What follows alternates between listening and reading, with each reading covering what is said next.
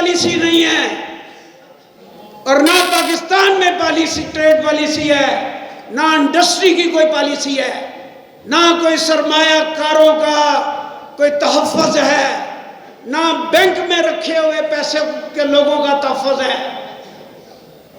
जो कोई आता है वो अपनी हुक्मरानी करता है और अपने कानून बना लेता है। पाकिस्तान में इस वक्त सूरत हाल ये है कि दिन को और कानून नाफिज होता है और रात को और कानून नाफिज हो जाता है। मेरे भाइयों, इस वक्त एक और बात भी, यहां पे नौजवान ज्यादा बैठे हुए हैं। एक मैशत की जंग है और दूसरी 5th जनरेशन वॉर हो रही है। और उस वार को क्या कहते हैं? वो वार ये है कि इंडिया, ये यहूदी लॉबी, ये अमेरिकन, ये पाकिस्तान के जितने दुश्मन हैं, ये आप पे अस मीडिया वार कर रहे हैं और आप लोगों ने, नौजवानों ने उसका जवाब देना है। मुझे इंतहाई अफसोस होता है कि कोई इस किस्म की पाकिस्तान के खिलाफ बात आती है, लोग, मेरे नौजवान बेटे, वो ना सोचते हैं ना समझते हैं ये कौन कर रहा है, तो वो एकदम जो है उसको पेस्ट करके आगे चढ़ाने की कोशिश करते हैं। मेरा ख्याल है करीब में इस पे भी जो है पाकिस्तान की हुकूमत कुछ ना कुछ करने वाली है।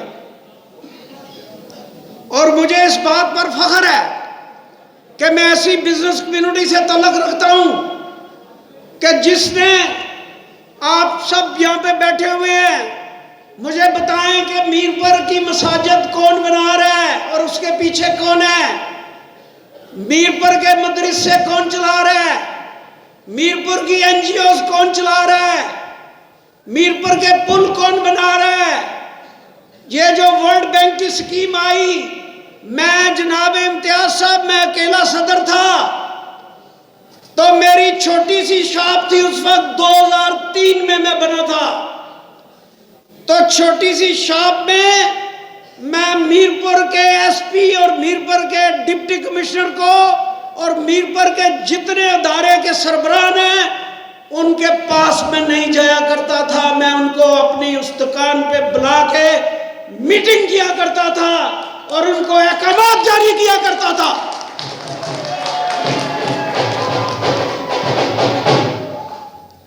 यही वजह बनी हमारी 6 तंजीमों की।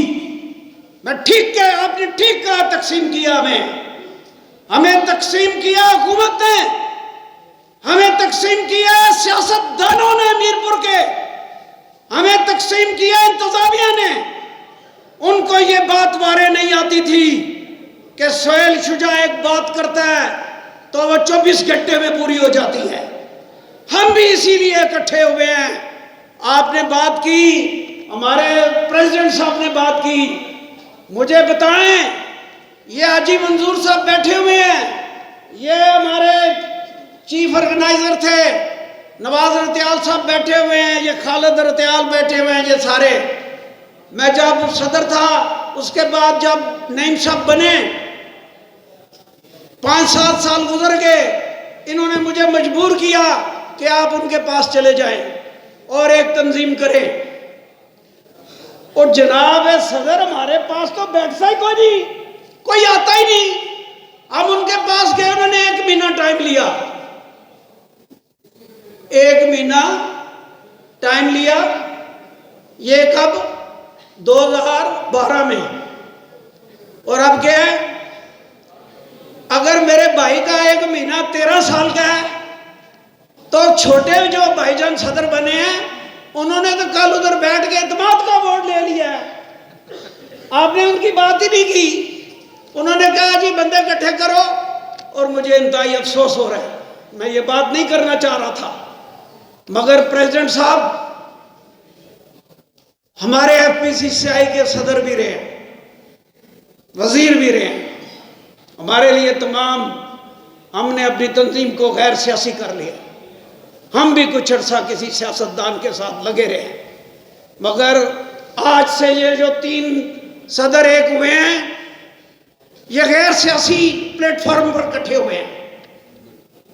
ये आपसे हम वादा करते हैं कि किसी सियासी की डिक्टेशन नहीं लेंगे, वोट जिस मर्जी को देंगे, ओपन कर दीजिए। जब इलेक्शन हुआ तो हम वोट जो है जिस मर्जी को दें, मगर डिक्टेशन नहीं लेंगे। इसलिए नहीं लेंगे कि हमने देख लिया है, ना जीते हुए हमारे पास आए इम्तियाज साहब, सेक्रेटरी राजक साहब, ना जीते हुए आपके पास आए बिजली की तारीख में, ना हारे हुए आए। बताएं, राजक साहब आए कोई, या किसी ने कोई बयान दिया? क्या हुआ? ये 29 के 30 जो थे, इनको कोई पोर्टफोलियो नहीं मिला हुआ था। हमारी तारीख की वजह से आज इनको कुर्सियां मिल गई हैं, ये वजीर बन गए हैं, वजीर, और इनको ओहदे मिल गए हैं, इनको इनकी जो है वो पोर्टफोलियो मिल गए हैं। ये दुआ दे वकला को, ये दुआ दे ताजरों को, जिन्होंने एक दिन में 15 करोड़ का नुकसान करके वकला का साथ दिया। दूसरे बार 15 करोड़ का नुकसान किया, तीसरी बार आधा दिन हड़ताल की, 7-7 घंटे आपके सदर ने हमसे तकरीरें सुनवाई हमें। और अब मुझे उम्मीद है, ये भी एक खुशखबरी आपको सुनाते चल रहे हैं कि हमें उम्मीद है कि इंशाअल्लाह हुकूमत कुछ ना कुछ देगी, मगर वो नहीं देगी जो लोग कहते हैं कि डैम साडा ते पानी तुहाडा। ये नहीं होगा। हमें जायज जो मिलता है हमें ले लेना चाहिए।